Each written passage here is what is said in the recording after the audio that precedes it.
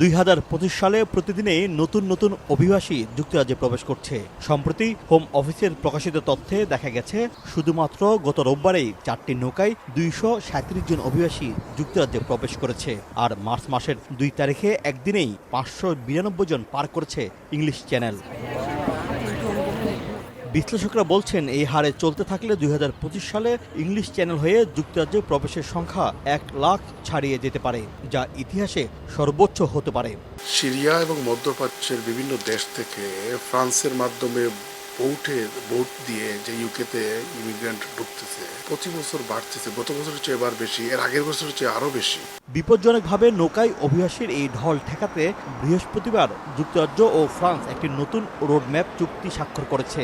এতে মানব পাচারকারীদের বিরুদ্ধে কঠোর ব্যবস্থা নেওয়া হবে বলে হুঁশিয়ারি দেওয়া হয়। তবে অতীতে নেওয়া এমন পদক্ষেপগুলোর বাস্তব প্রতিফলন হয়নি বলে মনে করছেন অভিবাসন বিশেষজ্ঞরা। এই দেশের জনসংখ্যার যে নির্দিষ্ট যে ইয়েগুলো আছে, এরিয়াগুলো আছে, যেমন স্কুল, তারপরে জিপি, তারপরে হসপিটাল, তারপরে মানে অর্থনীতি, সবগুলো বিষয়ের উপর অনেক বেশি চাপ পড়বে। ইংলিশ চ্যানেলের এই ভয়াবহ পরিস্থিতি কবে শেষ হবে? নতুন চুক্তি কি আদৌ অবৈধ অভিবাসন রুখতে পারবে, নাকি 2025-এ যুক্তরাজ্যে আরও বড় রেকর্ড গড়তে যাচ্ছে?